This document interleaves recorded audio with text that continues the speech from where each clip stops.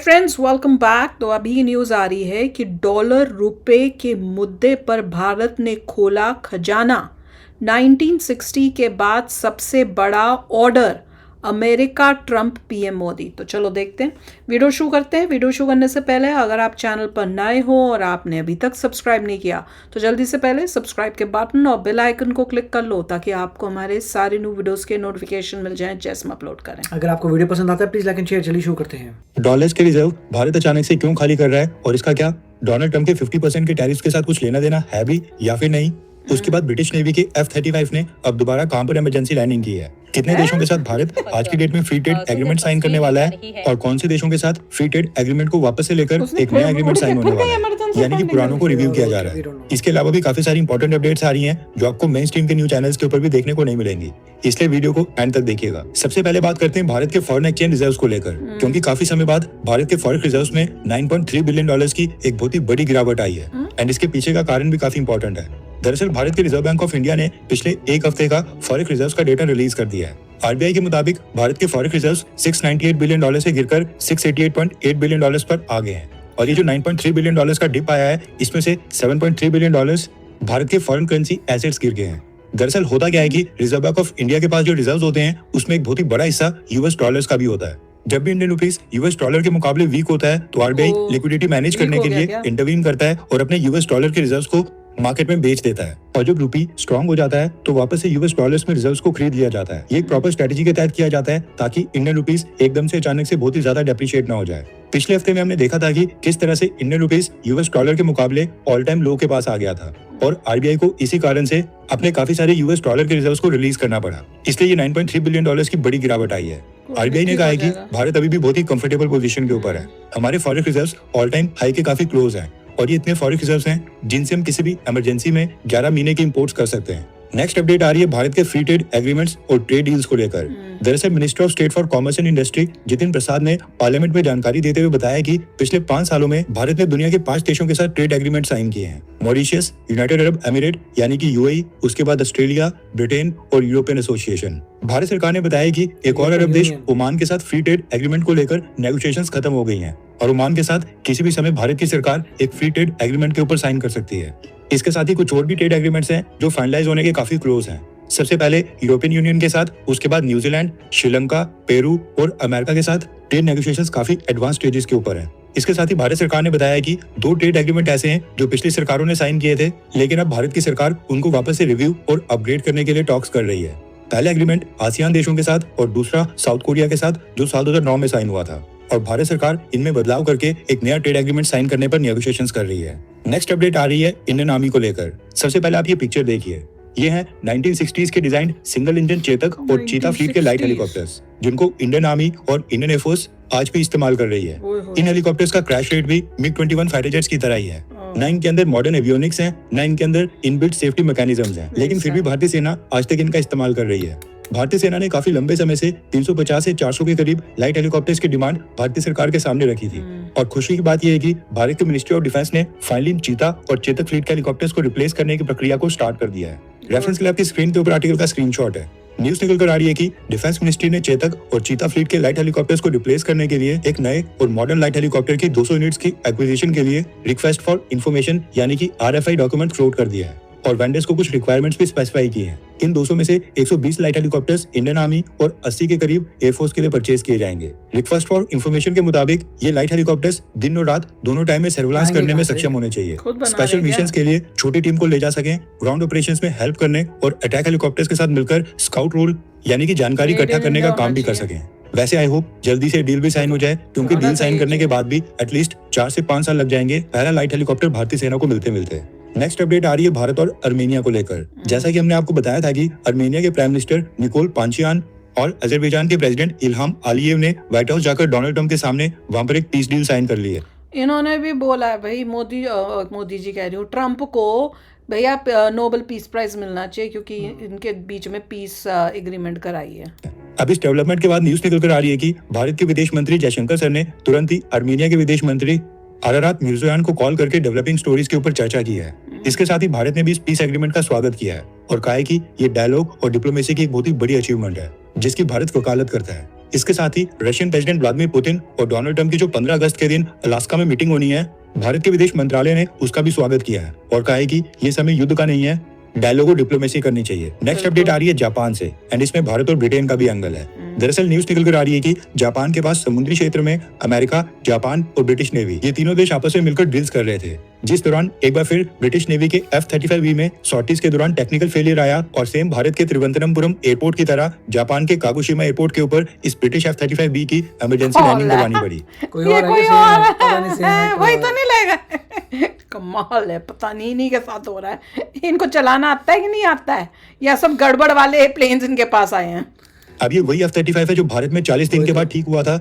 वो वही है, नहीं, इनको पता नहीं है। ये वही है बोल रहा हूँ। आगे सुनते हैं फिर।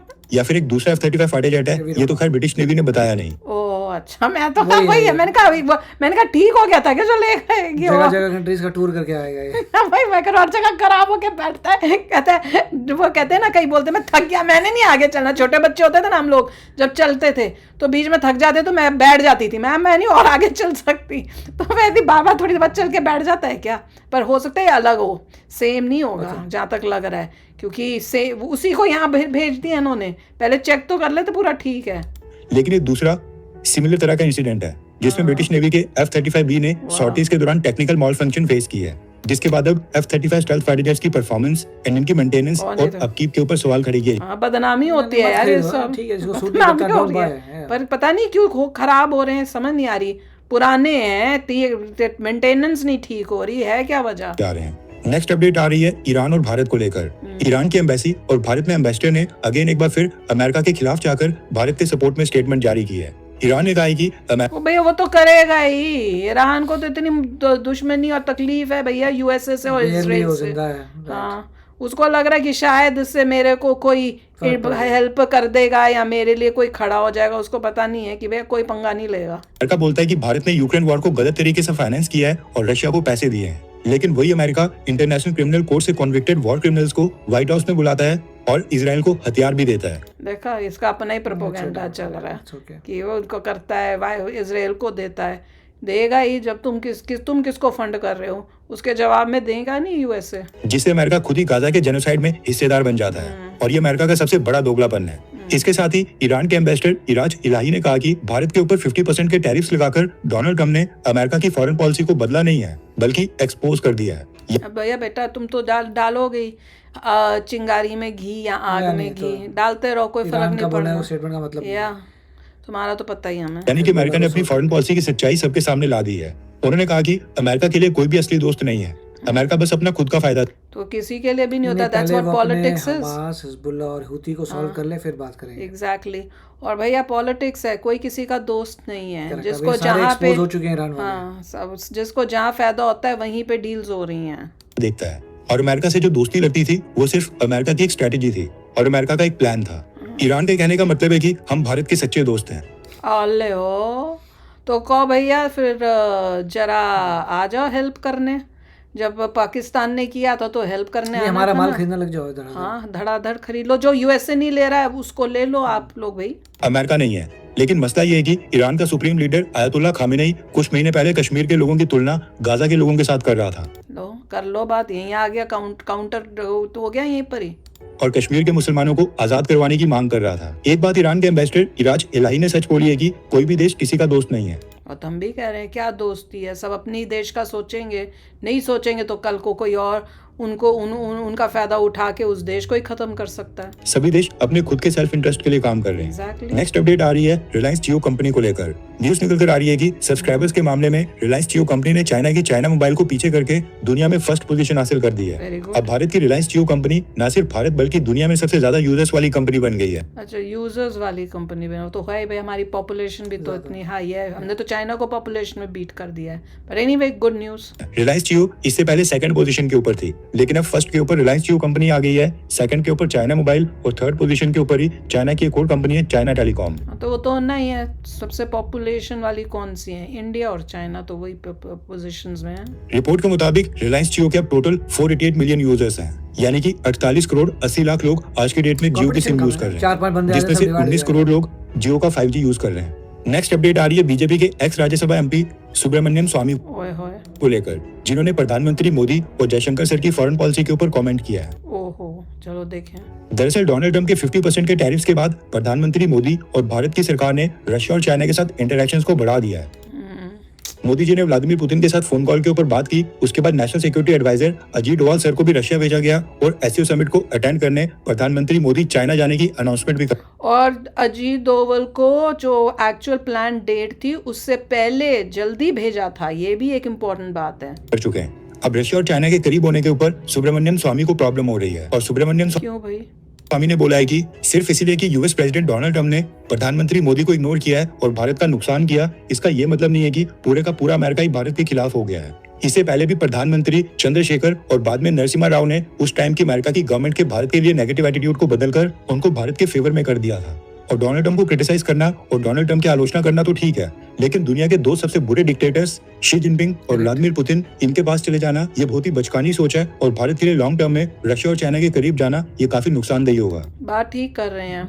रशिया का तो चलो क्योंकि टाइम लॉन्ग फ्रेंडशिप है और वेपन्स लेते हैं, सब है, वो फिर भी समझ में आता है। पर चाइना इज टोटली उसके, और अभी हमें नहीं पता कि जा रहे हैं उसकी साइड की नहीं जा रहे हैं, पर अगर गए तो that would not be a good मैं कहूँगी एक्शन या एग्जैक्टली।